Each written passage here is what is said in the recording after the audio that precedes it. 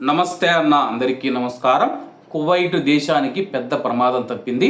Kuwait ministry of ఇంటీరియర్కు చెందిన state security విభాగం Kuwait దేశంలో ఓ పెద్ద ఉగ్రవాద కుట్రను సమర్థవంతంగా భగ్నం చేసింది.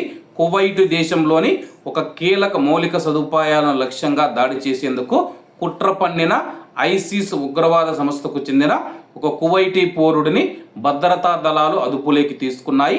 నిశితమైన నిఘా, అనుమానితుడి కదలికలను నిరంతరం పర్యవేక్షించిన అనంతరం దాడి జరగక ముందే నిందితుడిని పట్టుకున్నారు. విచారణలో సంచలనాత్మక విషయాలు వెలుగులోకి వచ్చాయి.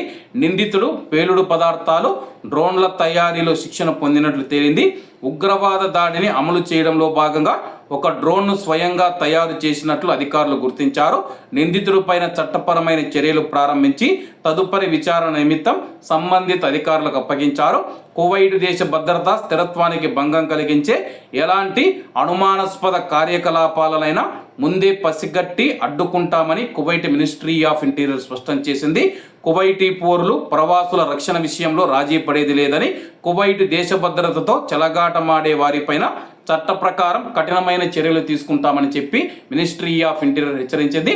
కాబట్టి కువైట్లో ఉన్న మన భారతీయులు ఎవరైతే ఉన్నారో ఇటువంటి వారి పట్ల చాలా జాగ్రత్తగా ఉండండి. మీ చుట్టుపక్కల అనుమానాస్పద కార్యకలాపాలు జరుగుతూ ఉంటే పోలీసులకు సమాచారం అందించండి. అలాగే ఇద్దరు మైనర్లు కూడా మనం చూసుకుంటే తీవ్రవాదులతో వాళ్ళు సంబంధాలు కలిగి ఉన్నారని చెప్పేసి అరెస్ట్ చేసిన విషయం అందరికీ తెలిసిందే. అంతకుముందు కొంతమంది కువైటీలను కూడా తీవ్రవాద సంస్థల్లో చేరి శిక్షణ పొంది కువైట్ పైన దాడి చేయడానికి ప్రయత్నిస్తూ ఉన్నారని చెప్పి అరెస్ట్ చేసిన విషయం అందరికీ తెలిసిందే. తాజాగా మరొక కువైటీ పౌరుడిని కూడా అరెస్ట్ చేయడం జరిగింది. ప్రస్తుతం కువైట్లో ఉన్న కొంతమంది ఎవరైతే ఉన్నారో ప్రజలను రెచ్చగొట్టడం, అలాగే తమ యొక్క మార్గం ఇది కాదని చెప్పేసి తీవ్రవాద సంస్థలతో చేతులు కలపాలని చెప్పేసి రెచ్చగొట్టే ప్రసంగాలు సోషల్ మీడియాలో అయితే వైరల్ అవుతూ ఉన్నాయన్నమాట. దీని పట్ల కువైట్ మినిస్ట్రీ ఆఫ్ ఇంటీరియర్ ప్రత్యేక చర్యలు తీసుకొని నిందితులను అలాగే తీవ్రవాదులను అయితే అరెస్ట్ చేస్తూ ఉన్నారు. కాబట్టి అందరూ బాగుండాలి, అందులో మనం ఉండాలి. అందరికీ నమస్తే అన్న, జై హింద్.